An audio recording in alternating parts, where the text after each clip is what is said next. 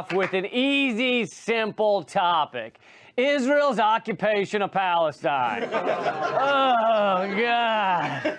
Right now you're thinking, oh, Lee, why are you doing this to us? Israel, the show just started. It just started.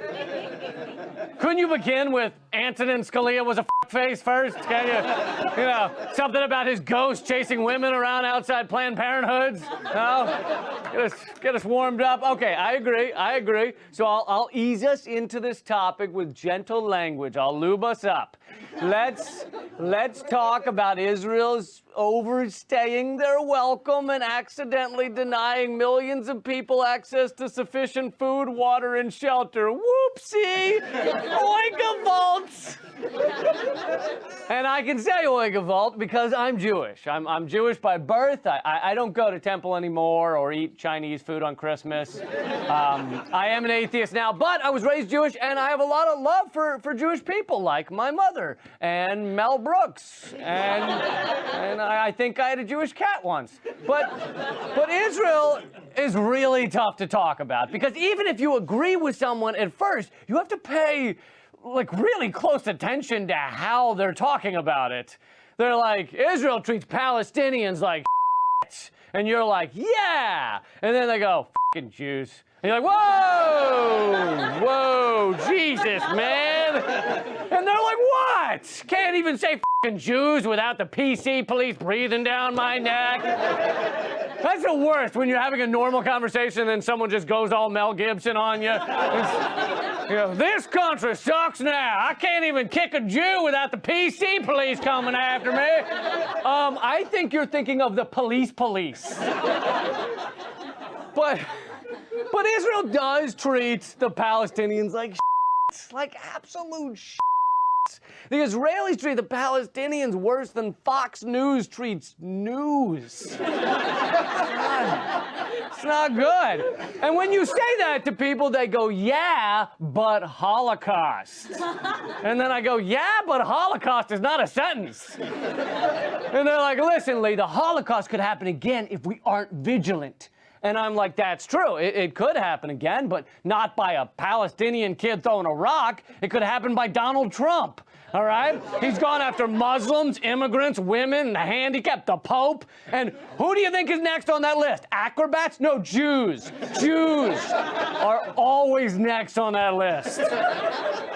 The Holocaust is not an excuse to do horrible things. And keeping people in a desperate open-air prison is sick. I don't care if it were the most beloved man on the planet doing it. You know, if Tom Hanks were bombing Palestinian children, I would still be like, I am not a fan of this latest Tom Hanks production.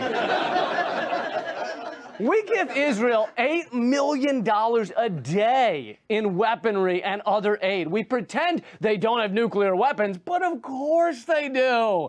It's like pretending your 17-year-old daughter isn't having sex. Of course she is. Of course she is.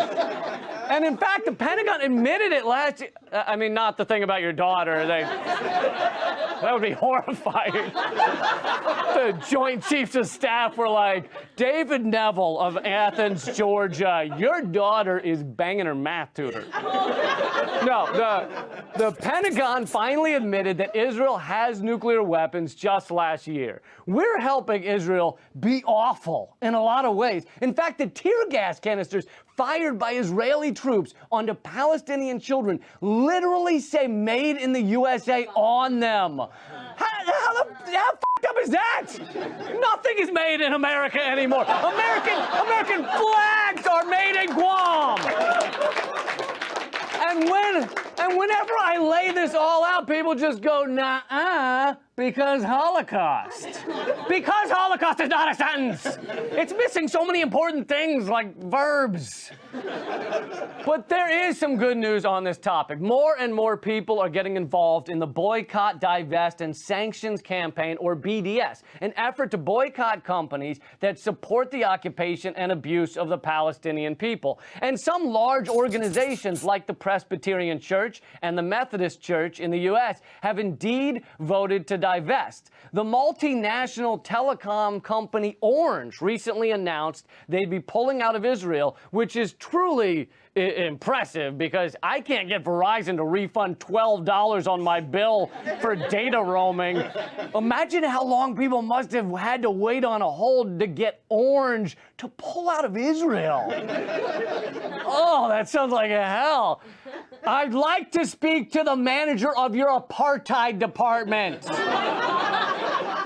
Apartheid department. I heard yogurt parfait compartment. Is that correct? These small steps, though, are having a serious impact. And now Israel is trying to make the boycotts illegal. In fact, this trend to outlaw activism against the decades-long Israeli occupation has permeated multiple Western nations and countless institutions within them. Do you realize what a dangerous precedent this sets? It's to outlaw protest. I boycotted Tyler Perry's Meet the Browns for the entire run. Its entire run.